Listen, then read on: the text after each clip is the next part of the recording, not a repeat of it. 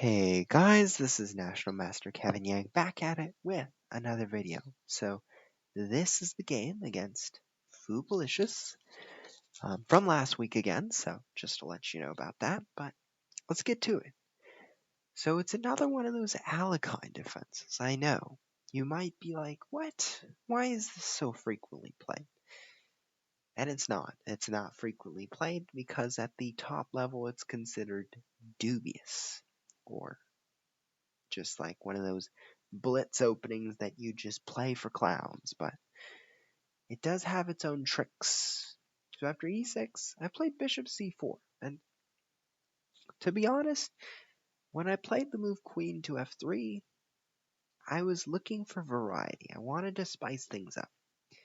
Now you'll know that in my game against, was it Nice Chess D or was it 23 Dragons? One of the two players. I played d4, knight f3. It didn't get that great of a position. I got an okay position, but I was clearly not having a joy out of it. So queen to f3, e6, and was looking to spice things up, but I kind of felt like I really ripped things apart for me. I played bishop c4, and I think knight c6 is probably something I immediately saw here, simply because it's threatening e5. So if bishop takes, pawn takes, queen takes, I mean, d6 is possible, queen e7 is possible.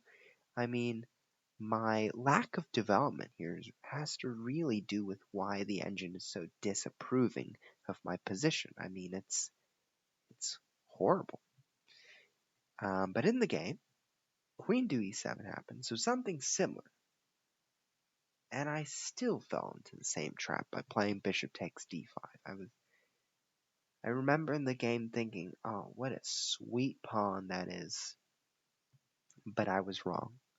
It backfired so quickly with the move d6. And already here, I was like, I'm in trouble. I can't. I'm leaving. I'm leaving the table. I'm going. Right? That was me in that moment. So then I said, I'm going to just defend it a little more and then one day let it go. Right? And after bishop g4, I was losing all hope. I castled. And I said, if you want to take f3, you can. I'm going to play queen takes, and if you play knight takes d4, I'd be happy to take on b7. So I was hoping for this. Hoping. But you know what hoping does to you sometimes is you get bested by it. But I played knight g5. So at this moment, I looked at this move, pawn takes d6, but there's rook takes d6. And after queen to b3, there's bishop takes, queen takes, knight takes d4. And if I play check, well, there's queen d7, take, and, well, if knight a3, bishop takes a3, and if knight c3, knight takes pawn. So my options are not so great here. So I don't take on d6, I play this move knight g5, and I already know that I'm pretty much doing not so great here. I could play queen e4, but after bishop takes, queen takes, well, after pawn takes e5, I wouldn't be looking great either. Because, well, my development on this side is horrible. So, I opt for a better solution. So instead of playing queen e4, I go for something adventurous, and this is primarily to play mind games with my opponent. Pawn takes e5, and now queen takes f7. And I think what's most effective about this move is it intimidates our friend Fupalicious here, because if queen takes, knight takes, there's a fork, right? But our friend Fupalicious has a threat. It's taking c2 and trapping the rook. So after knight c3, I leave the pawn open purposefully because I really have no way to defend the pawn. If I play knight to a3 to defend the pawn, well, I look to this move knight to e2, and after king h1, knight takes c1.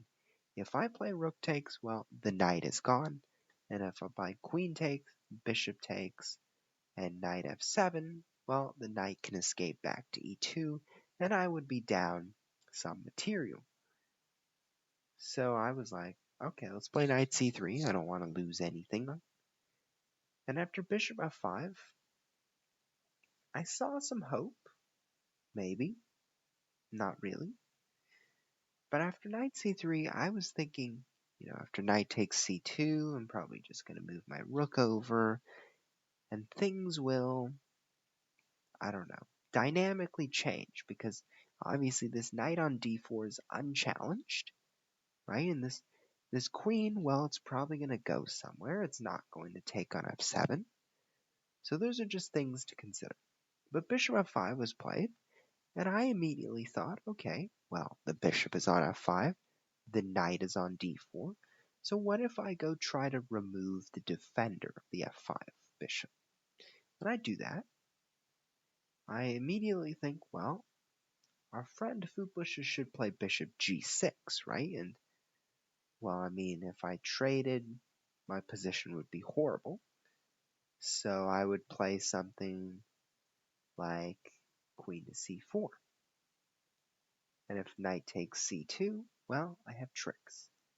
Knight to e6, right? Going for that rook, and you play bishop to f7, ooh, I'm going to go back to e2, or I'm going to go to a4, and I'm going to just continue threatening the queen side, but also maybe pick up that knight at the same time. So I have some threats going, right? I can play queen to g4 as well, but there's some uncertainty about this position.